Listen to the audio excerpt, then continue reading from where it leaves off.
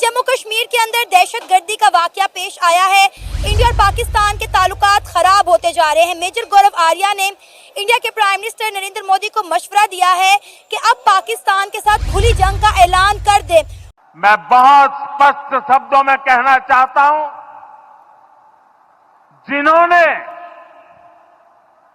یہ حملہ کیا ہے ان آتنکیوں کو اور اس حملے کی سازش رچنے والوں کو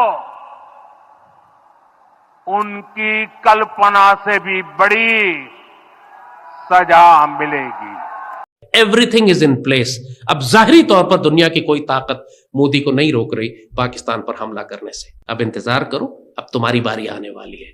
اب شور شرابہ نہیں کرنا. Indus water treaty put on hold, جو اٹاری بارڈر ہے وہ بند کر دیا گیا ہے. انڈس واٹر ٹریٹی کینسل ہونے کا مطلب ہے کہ ایک طرح سے یہ اسی لیول کا پاکستان کے خلاف بیٹریل ہے جیسے آرٹیکل 370 وائلیٹ کرنے کا. اور یہ اگر پانی انڈیا روکتا ہے، ظاہر جس کا وہ اعلان کر چکا ہے، تو پاکستان میں ایک خوفناک قسم کا قحط پڑے گا. ایک ہیومن رائٹس کرائسس والی، یا پھر ایک انسانی وار کرائم ہے. یہ ایک ہیومن وار کرائم ہے. اب بھارت کے پاس اگر تو پانی کو موڑنے کا کوئی طریقہ ہو، یا بھارت کے پاس ڈیم تیار پڑے ہوں جن میں وہ پانی ڈال سکتا ہے، تو پھر تو ہماری فوری تباہی ہے. پاکستان کے بھی بڑے بڑے حصے غزہ بن جائیں گے، بنیں گے.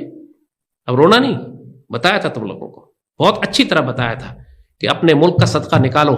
پانی کے اوپر ہی اگلی لڑائیاں ہونی ہیں مستقبل میں. اگر کوئی یہ کہتا ہے جی کہ سندھ طاس معاہدہ کوئی اہمیت نہیں رکھتا، یہی بھارت اور پاکستان کے درمیان مین چیز ہے. پاکستان پھر اپنے نیوکلیئر ویپنز یوز کرے گا.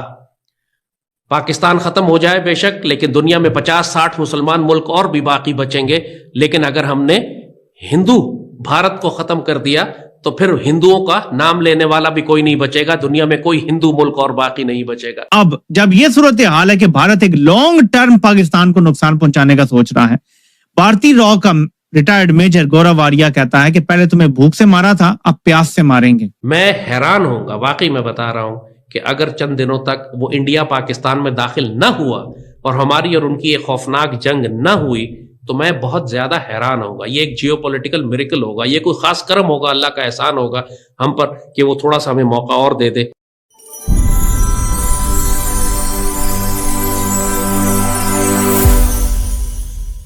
اسرائیلیز، امریکنز اور انڈینز یہ سب ایک ایکسس پہ ہیں کہ پاکستان کو تباہ کرنا ضروری ہے.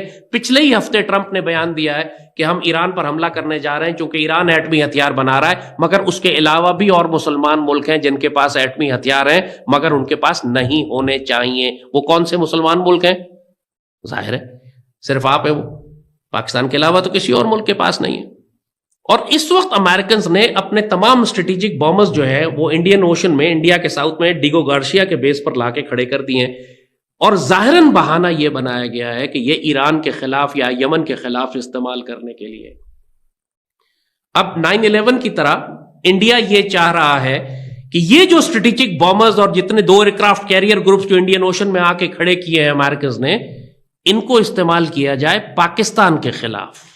جس طرح 9/11 کے بعد ان کی خواہش تھی کہ پاکستان کے خلاف امریکن پاور استعمال کی جائے اور پاکستان کو تباہ کرنے کے لیے امریکن فوجی استعمال ہو. یعنی India wants to fight Pakistan to the last American.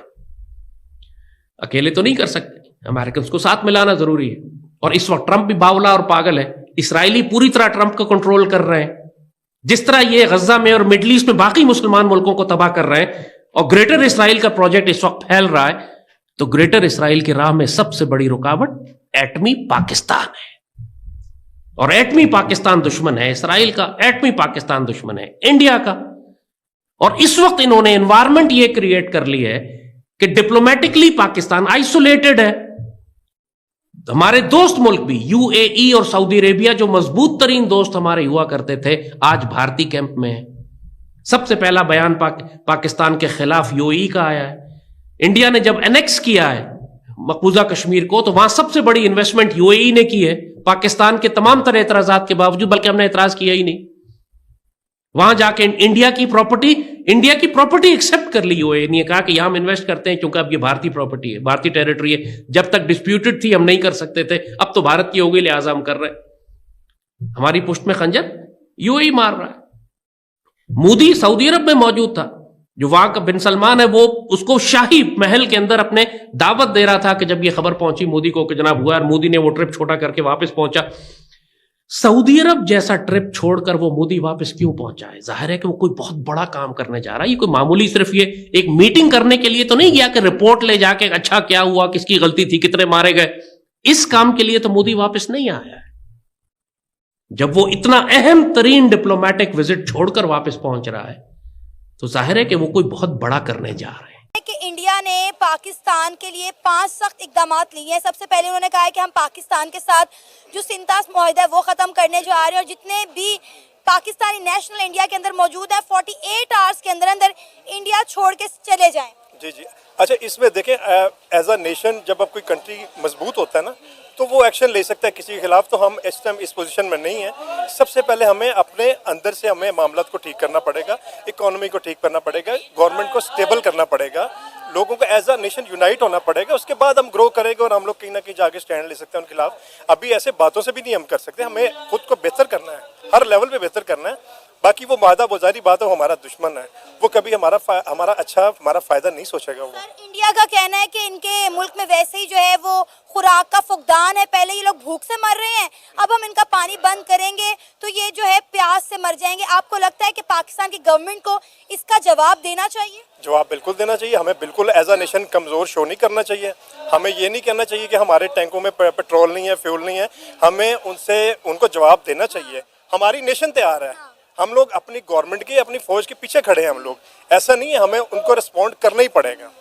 Sir, आपको याद होगा कुछ दिन पहले पाकिस्तान के चीफ ऑफ आर्मी स्टाफ ने एक स्टेटमेंट दी थी इंडिया और पाकिस्तान को लेकर। उसके बाद से इन्होंने वो स्टेटमेंट को जो है वो पकड़ लिया और कहा जा रहा है कि जो किया धरा है वो पाकिस्तान का, क्योंकि कुछ दिन पहले पाकिस्तान के आर्मी चीफ ने भारत के खिलाफ बड़ी सख्त किस्म की स्पीच दी थी। जी बिल्कुल, देखें, अगर जब आप किसी को जवाब देंगे तो फिर वो आप देखें वो तकलीफ तो होगी उसको, और उनके कहने के मुताबिक उनको तकलीफ हुई तो अगर हम बिल्कुल उनको छोड़ देंगे, उनको कुछ नहीं कहेंगे तो वो फिर जारी बात है हमारे गिरेबान तो पकड़ेगा। और जो हमारे जो आर्मी चीफ हैं उनको पूरा हम सपोर्ट करते हैं।